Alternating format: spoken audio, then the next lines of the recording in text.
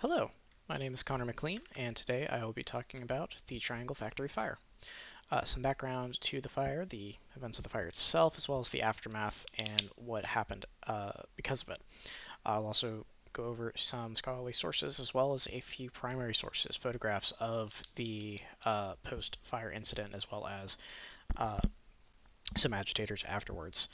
And then I'll be talking about why this is still important to discuss and learn today, despite being over 100 years old. So let's get into it. First, some minor background on the fire. The Triangle Waste Company occupied the 8th, ninth, and 10th floors of the 10-story Ash Building in Greenwich Village neighborhood of New York City on the corner of Green Street and Washington Place. It employed around 500 workers, mostly young Italian and Jewish women and girls, making women's blouses known as shirtwaists. They worked around 52 hours a week, earning somewhere between $7 and $12 a week, or after just adjusting for inflation, between $210 and $355 in a modern equivalence, which, for reference, is less than I made as a mental health technician working 20 hours a week just last year. So, the fire itself most likely started at approximately 4:40 p.m. Saturday, March 25th, 1911. A fire flared in the scrap bin on the 8th floor, which held 2 months worth of trimming scraps from the fabric process and from the sewing process. Uh, the fire alarm was passed by a passerby at around 4:45 to the fire brigade after seeing smoke billowing out of the 8th floor. However, there was no audible alarm inside the building, and so the occupants of the building itself had no idea the fire was happening. They did eventually find out, the 8th floor, as that is where the fire was happening, found out, and a bookkeeper managed to call the 10th floor on a phone line that was in the building, inform them of the fire and warn them. However, there was no phone line to the 9th floor, and as there was no audible alarm, they had no idea the fire was happening. And as some survivors stated later, the first warnings of the fire were the flames themselves as they reached their floor.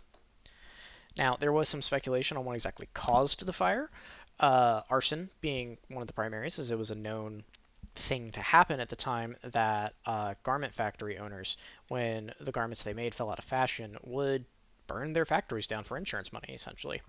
An injection of liquid funds to essentially sell their equipment, since they couldn't probably have sold it anyway, and move on to doing something else with that money. Uh, and despite the fact that the two owners, Isaac Harris and Max Blahnik, both mysteriously had factories catch on fire in the past, arson was not the primary suspect. Another suspect was, however, the sewing machines, as they were being overused and overworked. The engines inside would heat up quite a lot, and it was suspected that they might have caught the fabric on fire or sparked off and lit the bin on fire, but this was not the case. The fire marshal eventually determined that the most likely cause was either an unextinguished match or cigarette, as smoking was banned in the building, but a lot of the cutters were known to sneak cigarettes occasionally, uh, exhaling smoke through their blouses to hide what they were doing. But regardless, the fire started, and that was very bad.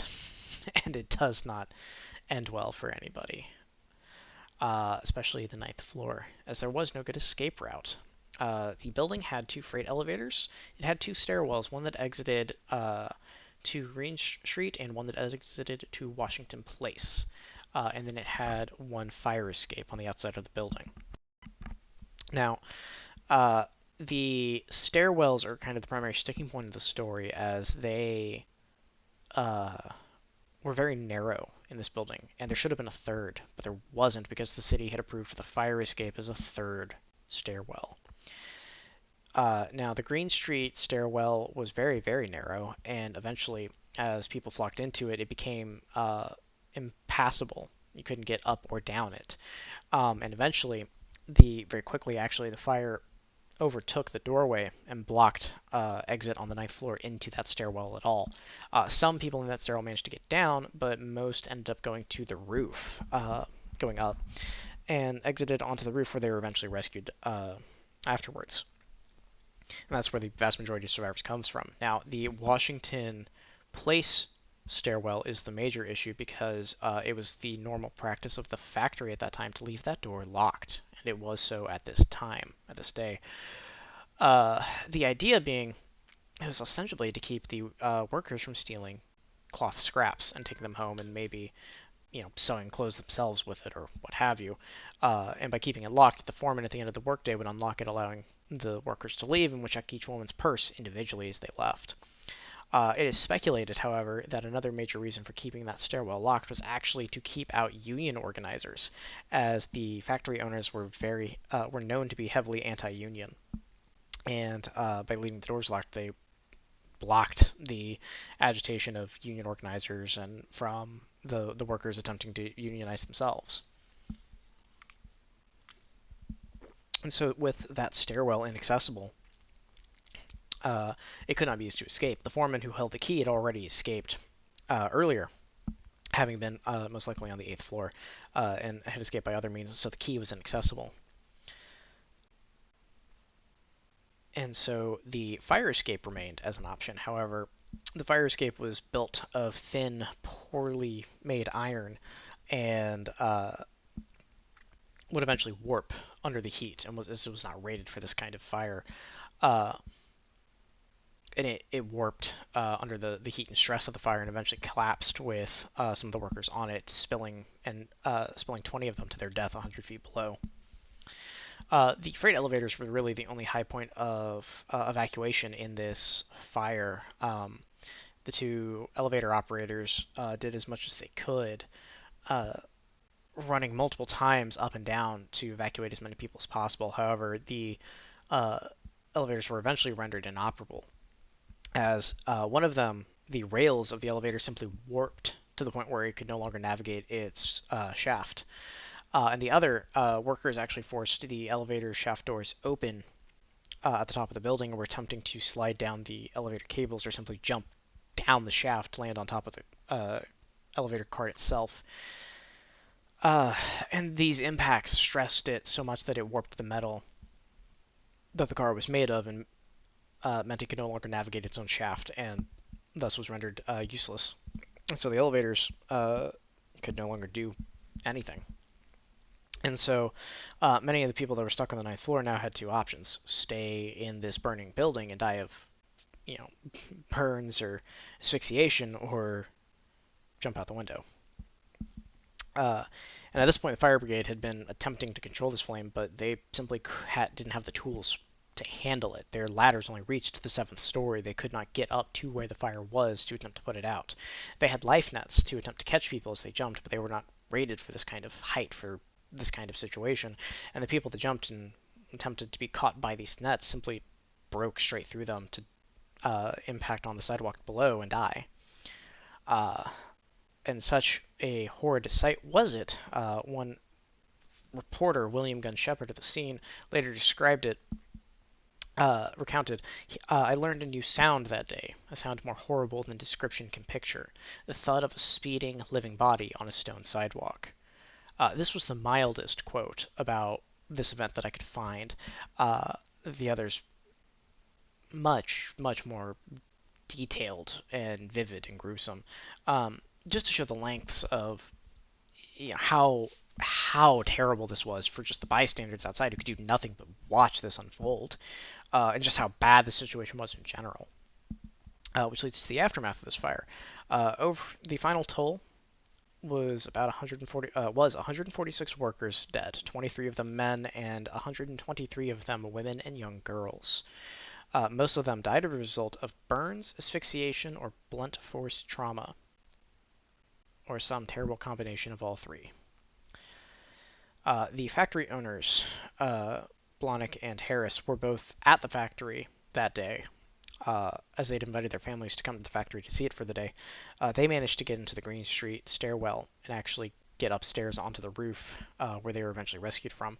They were, however, indicted on first and second degree manslaughter charges in April 1911. However, they were acquitted in the trial in December of that same year. They were, however, later found guilty of wrongful death, of on a series of charges of wrongful death in a civil suit where they were instructed to pay uh, compensations to the families of the deceased workers, $75 per victim, totaling out to about $2,200 today. However, insurance paid them out for the factory $60,000 more than their losses, including the ordered compensation, which after adjustments is a little over $1.7 million today, which is quite a lot of money. However, this tragedy did spur a movement for increased factory safety and a reform of labor laws in New York. As New York City created the Committee on Public Safety, and the New York State Legislature created the Factory Investigating Commission, who were to investigate factory conditions and report remedial measures of legislation to prevent hazard or loss of life among employees through fire, unsanitary conditions, and occupational diseases. This led to a surge of investigation and a modernization of labor standards in New York State. And between 1911 and 1912, 60 of the 64 new laws proposed by the commission were adopted, making New York one of the most progressive labor standard states in an era before the New Deal, 20 whole years before that would happen. And this is in part due to Francis Perkins being an eyewitness to these events, and he would eventually head the Committee on Public Safety in the aftermath of it all. And he would head on to become Franklin Delano Roosevelt's Secretary of Labor during his administration in the New Deal, and would advocate for enhanced worker reforms and labor laws there as well. Now, some sources that I referenced while putting this presentation together was the Triangle Shirtwaist Factory Fire of 1911, Social Change, Industrial Accidents, and the Evolution of Common Sense Causality by A.F. McAvoy. He talks about how a lot of common sense laws need some kind of major cause, a causality, to gain traction and momentum to actually be enacted, because unless your average person is actually affected by it or knows somebody is affected by it, sees it, they don't really care about it. It's just not something that they think about. It's not a part of their life, and so they don't really see why it's a problem when you talk about it, despite the fact that it is one.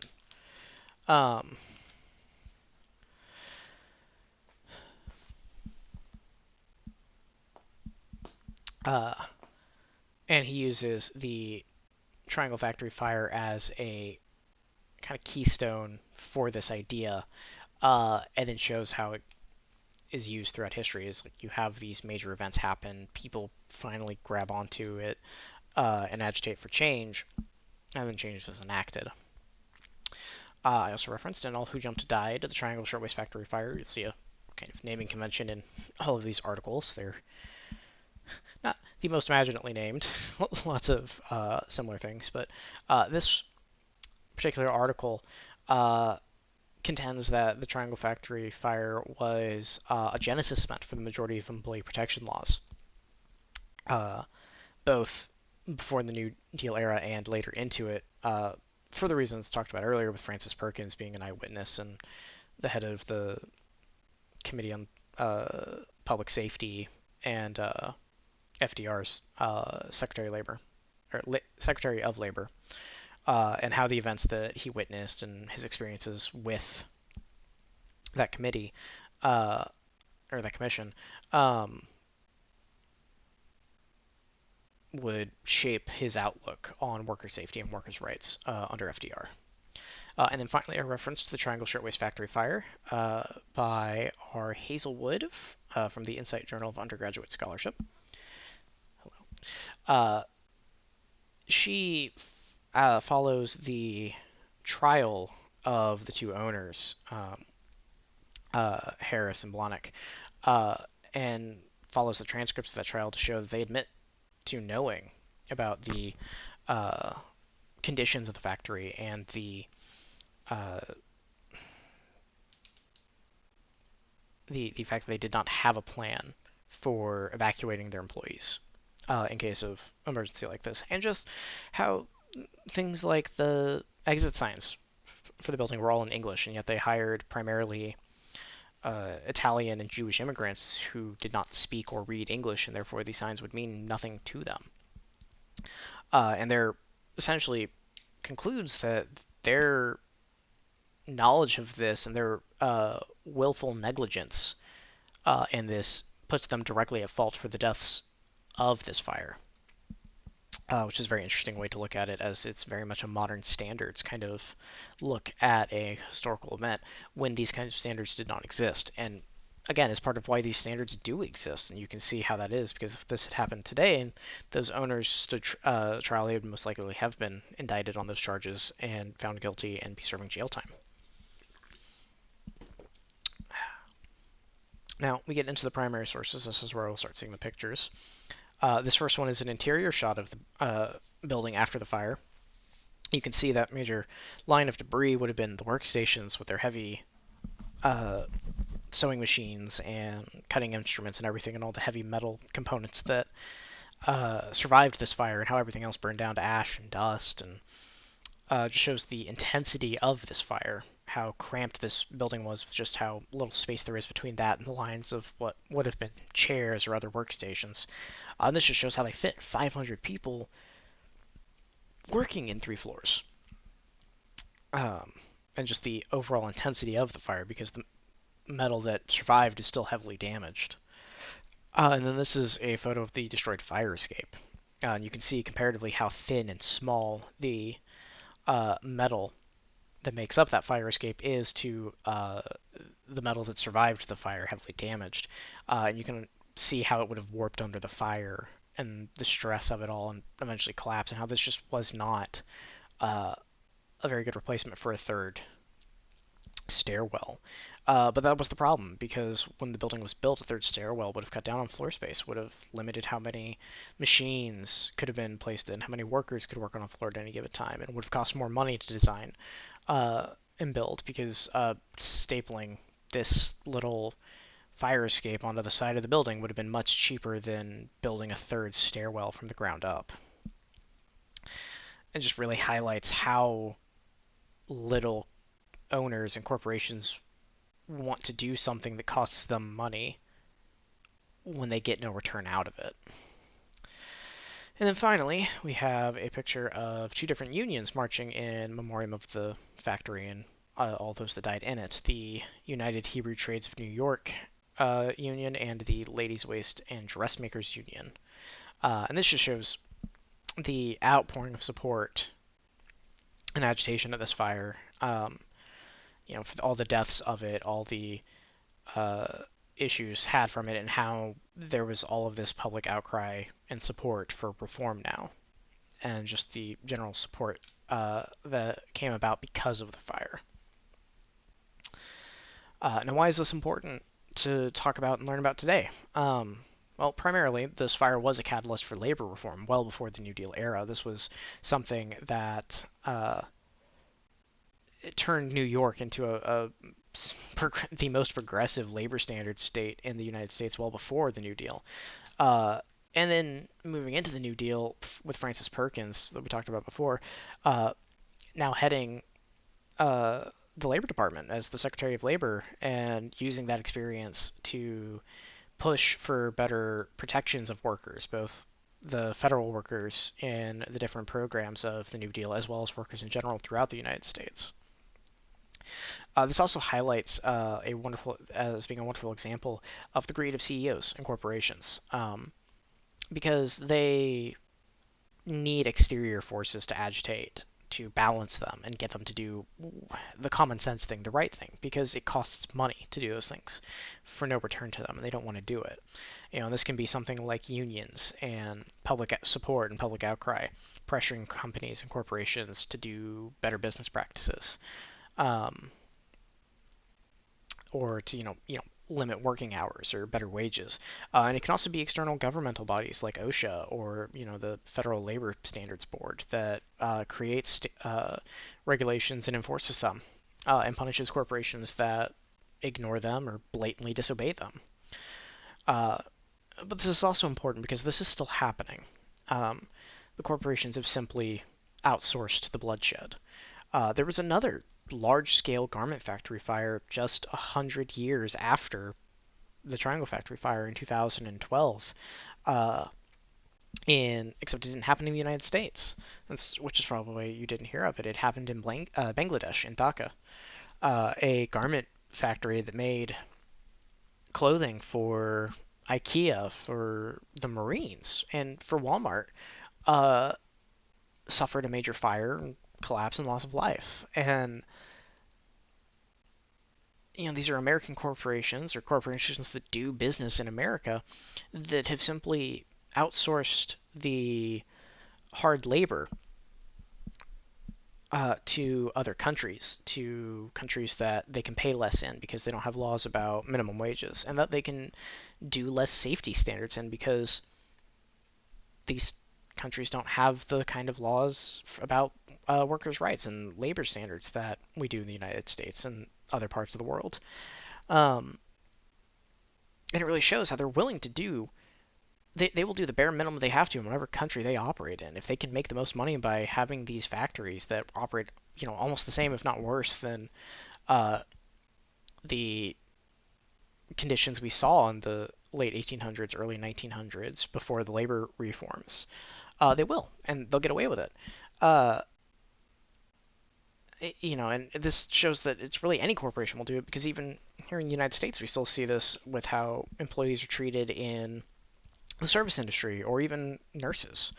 Uh, we see how nurses are being treated throughout this pandemic without, they're severely understaffed, severely underpaid, and they're jumping ship, becoming travel nurses because they'll get paid 5, 6, 7 times more, and they can do it because they're willing to pay for a travel nurse, but they're not willing to pay that to their own nurses because, oh no, that'd be too much money. One of the best examples of this would be there was a hospital recently where 7 of their nurses got offers for much better salaries from a competing hospital, and they all took it. And they'd asked their current hospital to match that offer as a raise. It's like, hey, we're being offered this. Would you match this so we will stay here? And the hospital declined. And then all 7 of them gave notice and left. And the hospital panicked because suddenly they wouldn't have enough nurses to run one of their units, and actually got a court order to block them from taking their new jobs, despite the state is happening in being an at-will employment state where the employees had the absolute right to leave and find better paying work that would treat them better for less hours. Uh, a judge later threw this entire lawsuit out and the injunction out, but it just really shows that this hospital didn't want to spend money to retain their employees by giving them raises, but they found the money for a lawsuit, which is just kind of wild to me in the middle of a pandemic. But this is the world we live in. Corporations do the bare minimum that they can because they can get away with it, and it takes an outside force like public opinion and federal regulation to keep them in line and to do what is best for people, because what is best for people and employees costs them money. And we have to remember that workers and employees are people, and they deserve the same rights that everyone does. So these are my scholarly sources that I referenced, as well as the primary sources. So thank you for listening. I hope you learned something today. I hope you enjoyed this presentation, and I look forward to all of the feedback and commentary on it. So thank you very much, and have a good day.